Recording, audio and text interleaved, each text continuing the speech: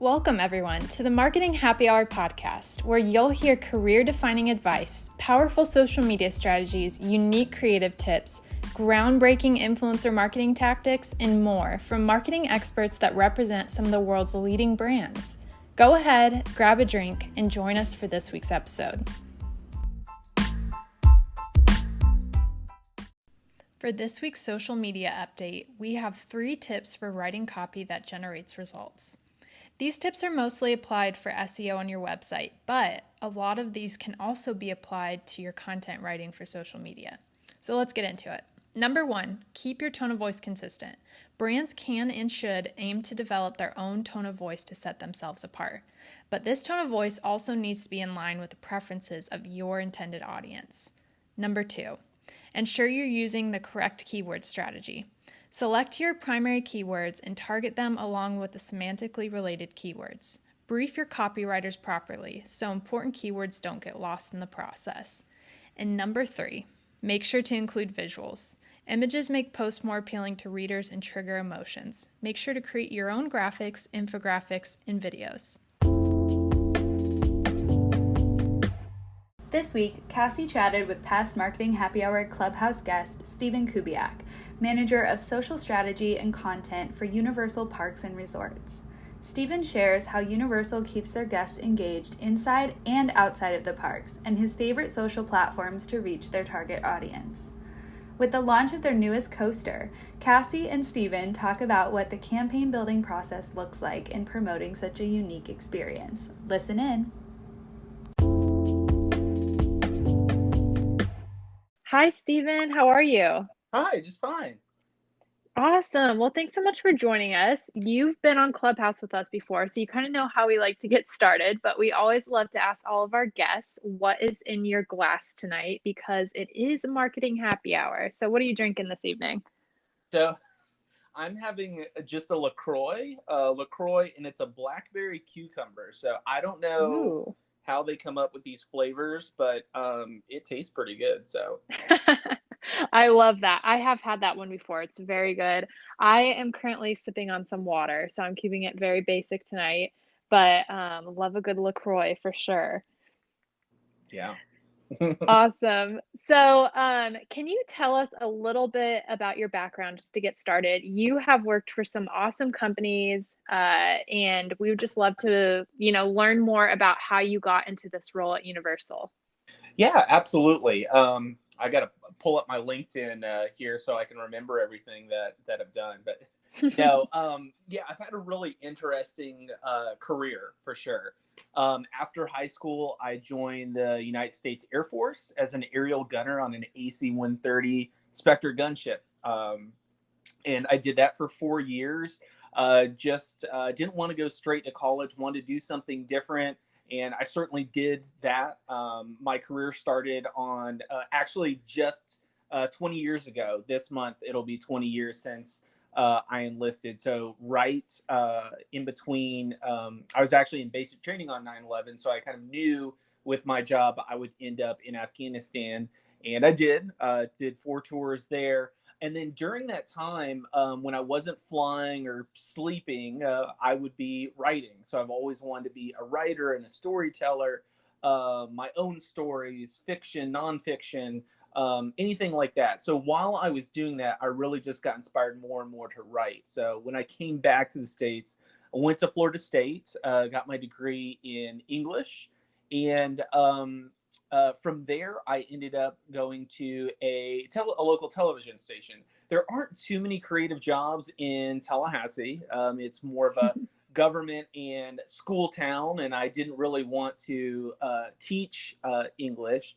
But so this job opened up at WCTV and the television station, and I was their internet producer. And there I did updating the website, any kind of breaking news stories, but then social media too is brand new.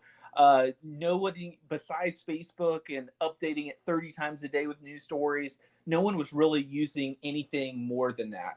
Although while I was there, I was able to get all of our anchors and reporters on Twitter, which was exciting to do. I said, hey, look at this new tool. This will be amazing. And what's great now is because reporters go all over the place, I can still follow them and see them on social media and the amazing work that they're doing.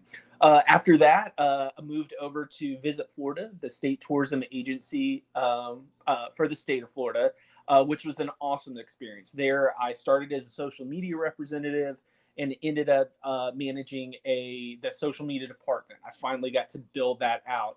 And of course, like most social media managers that kind of started when I did, it was, facing that kind of uphill battle on the importance of social media, the storytelling that can be done with it, and the power that it has to really engage and ignite a fan base.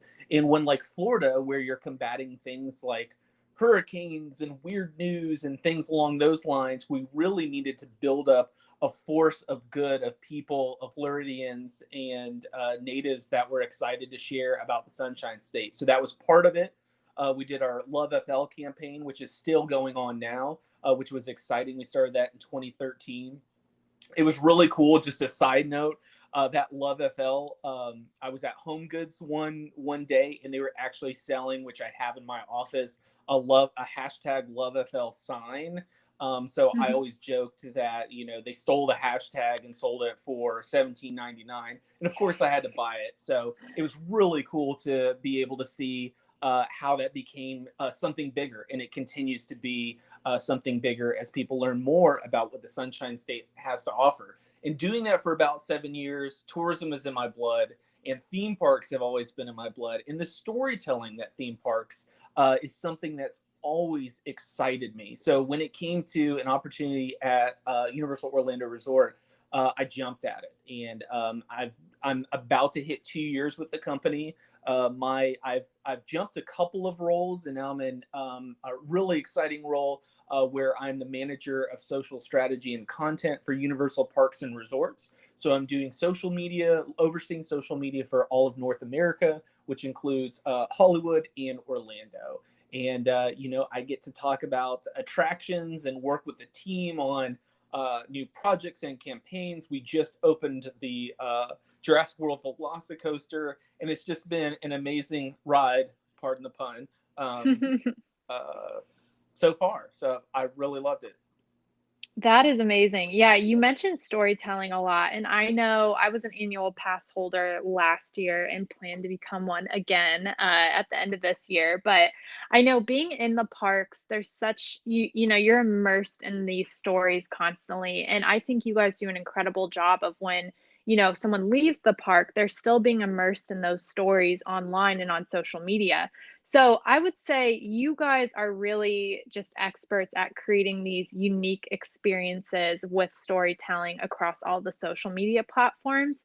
But would you say for you guys, are there different unique personalities and or purposes for each of those platforms? And if so, what would they be?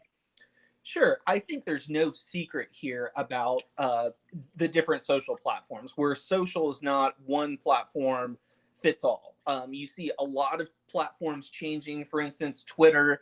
I just saw a notification today about Periscope going away. So no more live video. It'll be turned into a legacy product. Or even before that, Vine, when they bought Vine, that was so huge for a while, and then it just disappeared after Instagram arguably killed it with having more robust video features there. Or fleets were fleeting. We were integrated that. I think a lot of different companies and people used fleets, at least for a little bit, to include in their story mix of content and stories in general. Like, that was something new that when it came for every brand, like, okay, here's this new thing on the same platform. We need to figure out ways to engage our audience here. All these things change all the time, but all of the platforms are just a little bit different, even if some of their features are similar. So, with Facebook, it's still going to be your broadest audience. It's more of a pay to play platform. We know this, and that's been historically the trend there. But also, it's kind of like your front page. When people are searching for a business, usually that's where they're going to go to. And a lot of businesses, you'll see, they won't even have web pages anymore. And for myself, when I'm going to a business, usually I will go to their website only to find their social channels, because I know there'll be other features there that I can utilize, whether it's reviews or comments or posts about things that they might be sharing. Most of it's food. I feel like I'm always looking at like, what new restaurant should I check out? And with that, um, it's just where people are going to naturally come to. So there, a lot of news, a lot of announcements. Here's what's going on in the park. And I think I've used Facebook that way, probably since the beginning of me utilizing the platform for brands, because that's just your spot to get people connected. On the news side of things, it was posting, like I said, 30 to 40 posts a day, which sounds crazy, but as news comes along, as articles come out that that will get a lot of comments, it would be that would be great to share there. Doing that and knowing that it's going to really engage the audience or polarize them, or it's just going to be interesting to see what kind of response they have to it. So Facebook, kind of your standard front page. It's like your front page of your paper. Twitter is the one that we're probably most well known for, because it is where we're playful, where we have a little fun with our brands. And it's a place where we really like to experiment and engage with our audience too. We're always listening. And because of that, and being really close to our audience, we're able to respond to them very quickly. And that's really exciting for us when we have the ability to do that. And not just with outbound messaging, but also any kind of fun engagement opportunities that we see, or with guest relations. We have a team that's working on that and ensuring that any issue that somebody has, they'll be able to get it taken care of. And that's just a great team that deals with a lot. With theme parks comes, a lot of different issues about lines, or safety procedures, or anything of any one of those things. And those are things that they're dealing with on a daily basis, and hundreds of those things. So being able to quickly engage your audience with fun content, but also being able to help them out. And then, the big one that is, out of the big three, Instagram, you have a little bit of everything. And that one certainly keeps changing. Now that you have Instagram Reels, and you have another TikTok-like feature that you can utilize, it seems like we're getting away from stories and going, well, stories still exist and there's still a lot of value in them. But now you have Reels and TikToks and ways to engage your audience in a much, much different way. And, you kind of have to relearn everything again as a social team, and what are our best practices? What do we want to utilize this for? And since we do like to be a little playful, and TikTok and Reels, those are a little bit more playful. That gives us an opportunity to be that. So, we're always thinking of a way to kind of engage our audience, especially if it's something like a joke or a meme or something that goes along with the theme park that just our fans will get. And then that message, if it gets bigger, spreads out to other audiences as well. But again, with Instagram, you've got your main wall that you're posting things on. You've got stories, you've got IGTV for longer form content, and then you have Reels. So there's a lot of different things that can be done there, and a lot of different ways. So your main post can be just nice photography of the park, but then your Reels might be something very specific to a ride, or a saying from a ride or a show that the fans would get and would be easily digestible, shareable content like that there. So that one still, I feel like I love Instagram, and it's always been the most wild card of the bunch, where it's so strong, but there's always little different ways to utilize it, and nuances there. So Awesome. Yeah, so speaking of Instagram, this is kind of an off the cuff question, but with the recent announcement of them trying to move more towards an entertainment platform and how they want to kind of mimic TikTok, I know you guys are already very entertainment focused on that platform, but has that recent announcement changed your thinking or strategy in any way? You know, it's one of those things whenever you see these announcements, you really need to step back and evaluate what that really means for all of the channels that you're working on and what that workflow looks like. So Hmm. when it comes to those changes, except for something like fleets, it's you see something like that, okay, they're gonna drop at this point. You know, we don't need to share anymore there. And even there, when you're posting stories, every platform has stories now. Hmm. Pinterest has a form of story. YouTube has stories. LinkedIn has stories. I mean, you have stories on every platform. So a lot of times for those, and I've seen a lot of brands do this where they're just kind of duplicating their efforts, even Hmm. though those those channels are for different audiences there. So for Instagram, I would say it's a little bit more wait and see and not rush to make any sudden changes and kind of see where the platform goes from there because we know just slight changes can really significantly impact a platform. So Hmm. I think we really have to see what that's going to look like. Yeah, I agree. I think a lot of people are kind of taking it too far as well. Like they read that statement and they're like, I only need to post reels from now on. I only need to post entertaining content. But really what he said in his full context was, that's something we would like to focus on, but please continue to post, photos. We love carousels, all that stuff. So I think people have to figure out the way that it works for them and kind of apply it in that way. But I like what you said about just kind of seeing what happens with it and watching it develop. I think that's great. Yeah, absolutely. Yeah, so you mentioned so Twitter you said you guys are really known for, but also Instagram's a big one for you. What would you say overall, just based off some of the KPIs you all have set for yourself, what have you seen recently some of to be some of the most successful platforms? And why do you think that is the most successful one? I still think you know I can't talk about specific metrics for us, but I can tell you what I've seen just in the industry so far is Instagram is still just Mm-hmm. incredibly strong, but TikTok is it's TikTok is just so fascinating.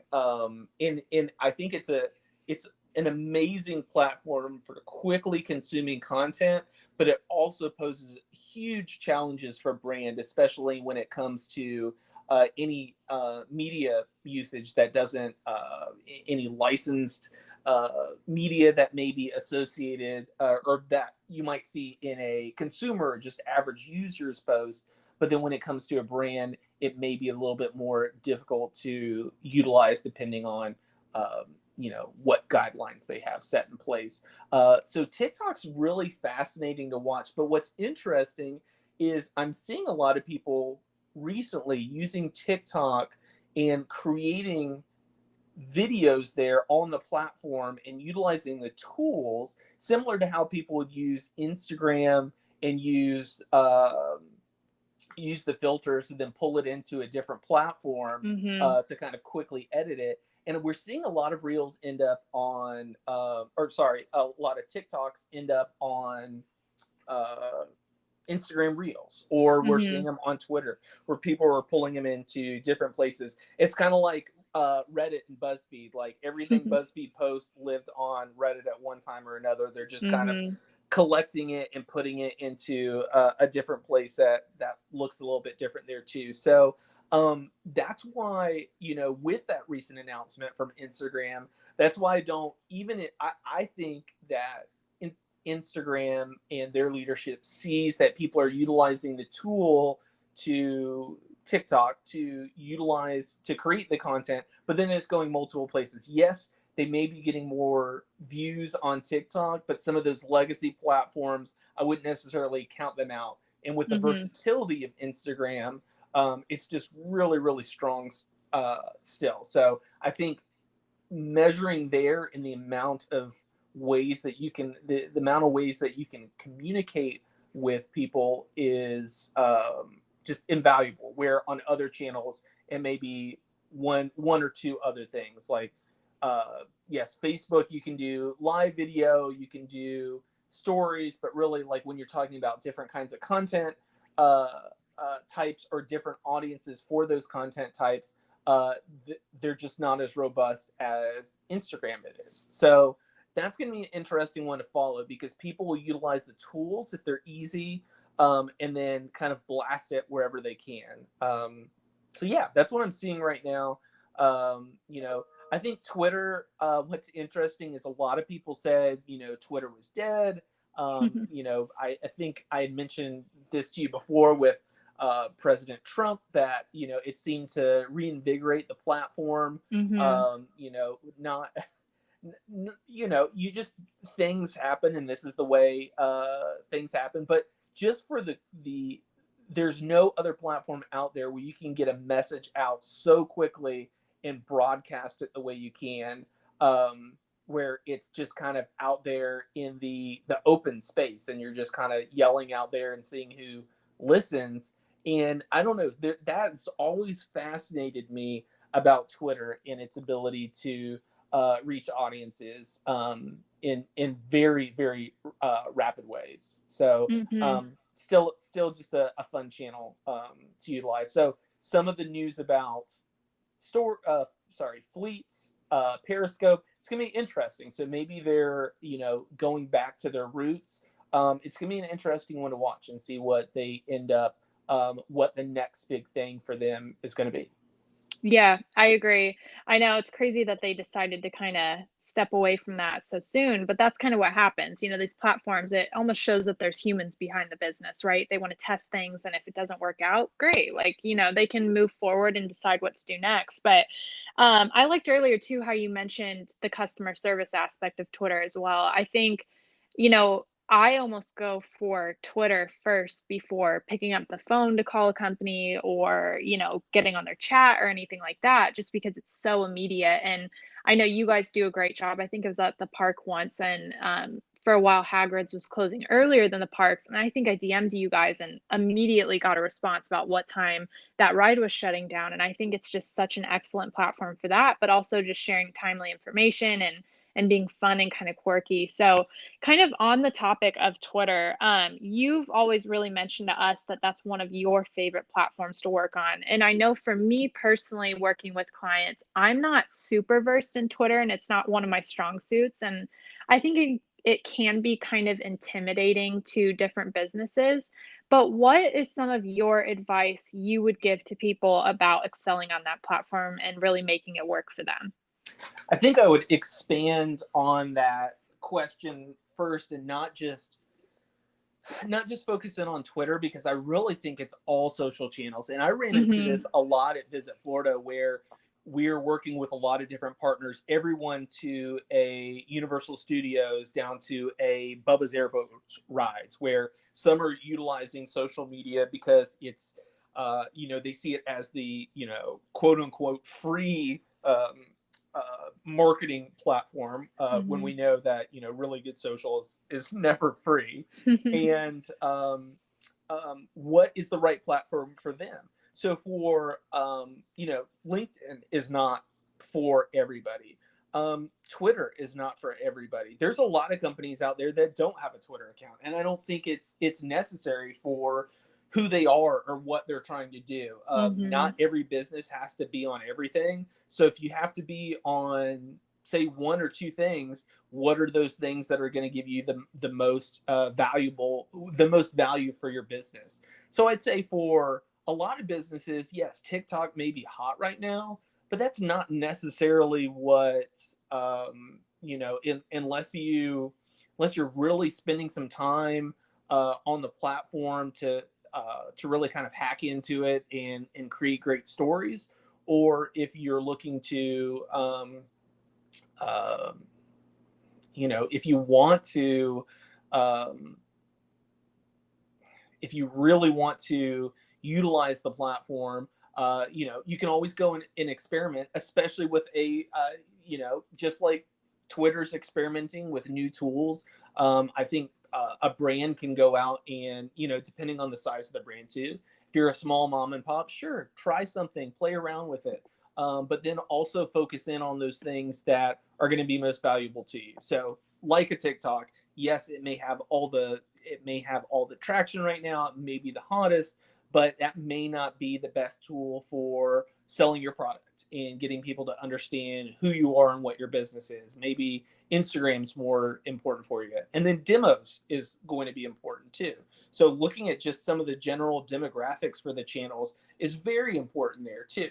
I would say a TikTok for maybe a brand, maybe even, I don't want to speculate, but like if you have a brand that's really between, 35 and 55, yeah, Mm-hmm. that's the focus. Yes, some of them are going to be on TikTok. I was reading an article about like the parents of TikTok and them creating their own content, and I thought it was really fun. Also, being a parent to see some of that content as well. I wish I had the time to do something like that, but with that, that's not where the majority of that audience is going to be. It's going to be on a Facebook or an Instagram. And again, depending on the business, will depend on what platform you're going to utilize. So, one of the things that I've really wanted to do in my career is do more sales through Facebook or Instagram and utilizing some of those tools. But the brands that I've worked for, we haven't really had a need to do those types of things. But I think those are really interesting to see those ones that work and get those immediate conversions, because that's the golden goose, is those conversions and people not only engaging, but if you can see that, and we know that's not always an easy thing to measure when it comes to social. So yeah, it all depends on the business there. So demographic definitely first thing to look at, and then what the business is. Awesome. Yeah, and I 100% agree. Not everyone has to be on every platform. And I think when content becomes forced and when people start thinking, okay, I have to post on here, let me just come up with something really quick, then that becomes like almost worthless for them, right? So I think that's a great note there. So you guys just launched an amazing roller coaster at Universal Orlando called the Velocicoaster. So you guys did a lot of really great kind of teasers leading up to the launch of this coaster, really getting people excited prior to this opening. So when you guys have a new park addition similar to this, what does the campaign building process look like for your team? Well, it really varies greatly. That's the one thing I've learned in the last 2 years. So I've seen historically what we've done for other attractions. I was here for, well, in a work from home situation for when we opened the Born Stuntacular last year, which a lot of people don't even think about because it opened in June of last year, officially grand opening last year, and we're in the middle of the pandemic. So it's or the beginning. We're still ongoing. So wherever it was, so you didn't have that same fanfare. It just kind of opened, even though it was an amazing attraction, and we did see a lot and continue to see a lot of guests just amazed by the effects there. And shameless plug, like the show, I went to go see it like 2 weeks ago, and it really is incredible. Um, uh, you know, yeah, it just is. So I couldn't think of anything more eloquent to say. It's just awesome. You should definitely go see it. But then with Love it. something like Velocicoaster, that's such a bigger deal. People are seeing this thing, but I think like a lot of businesses too, like you really had to rethink marketing efforts and what any kind of limitations there are because of quarantine, because of travel restrictions, whatever it may be. So with that, you really have to look at your marketing efforts there. So I know in the past, they've done some really amazing things, and a lot of those are captured in our YouTube channel for grand openings of different attractions, like Fast and Furious Supercharged. They had this huge shindig for that, and then for uh, um, uh, Hagrid's Magical Creatures motorbike adventure. There was a huge, you had stars from the Harry Potter films that attended that. And, with Velocicoaster is a little bit more low key, certainly. And with that, we had to look at some of the efforts there too. One of the things there that really helped was our Universal creative team that's in charge of designing these amazing attractions that we get to experience. They were so open and worked so closely with us on making sure that we were able to share things that we could show before anybody else could see. And it may seem like something small, but in years past, I think they've had a lot more trouble with that, just because there's a lot of stuff going on. There's that to take that roller coaster from the ground up and the amount of time it took, they were really moving. So there's a lot of things going on. So one of the examples of us kind of jumping in there was just leading up to the opening, is just sharing exclusive photos of the area as things open, like the sign being revealed. That was a huge thing, just the sign. And people want to know every little thing that happens in a theme park. Or when we had not too well, this is out there already, but there are raptors in the queue. So like seeing them and capturing video of that, because of how amazingly lifelike they are. And the fun fact, it's because they're real raptors in the queue. So we cloned them. And with that, having those little teases just keep the anticipation. And then just like the fan reaction too. You've got bloggers, you've got fans that when it's this opening, watching everything we do, and just they want any bit of information that they can get. So when it came to Velocicoaster opening, and especially because it's just an incredible ride, you had the fans in just ravenous for more information and ready to get on the ride. And the reviews, truthfully, have not seen one negative review about the Velocicoaster. It's incredible, not a single one. And it's just an amazing experience. And part of that, one of the things that was really big, if anybody followed the opening of Velocicoaster, is or any of this, is people kept calling it, we were a little bit late to the game, like the structures up of the roller coaster, and people are, what are you building over there? And we can't say anything because we're not announcing what it is. And so somehow it came out that, oh no, that's not a new attraction at Islands of Adventure. That's just a churro stand. And that whole idea that it's just a churro stand really took off, where that's what we responded to everything. Like, there was, hey, what are you building over there, Universal? And it's us. Don't be suspicious. There's nothing going on over here.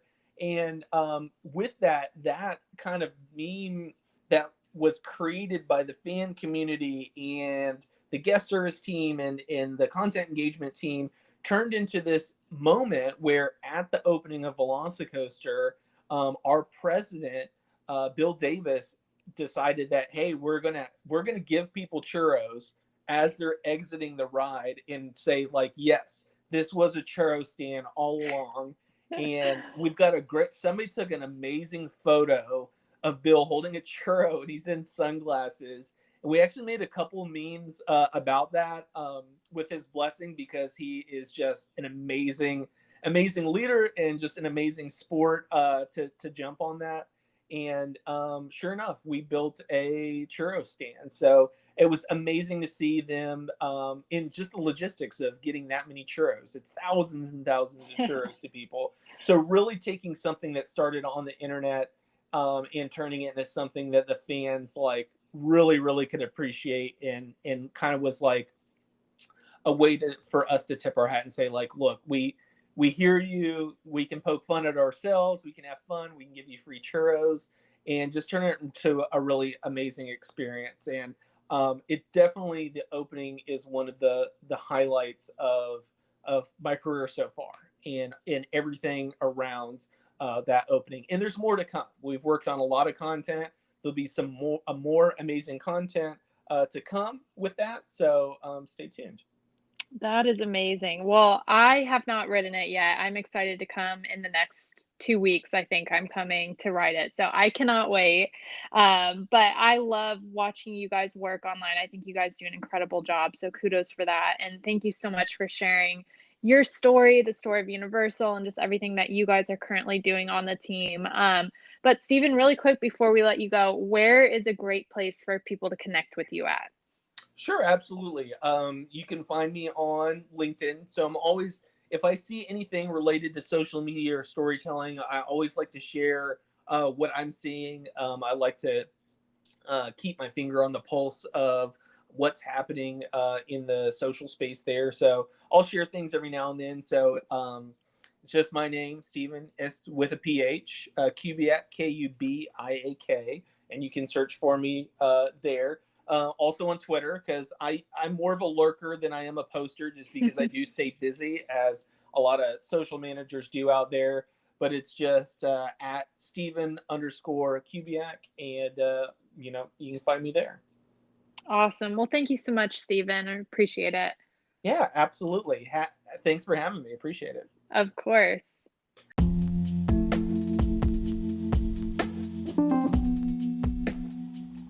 Well, that episode was fun. I can't wait to go to Universal again. If you enjoyed this episode, please remember to rate and leave a review. And as always, keep up with us on Instagram at Marketing Happy Hour. That's at Marketing Happy HR.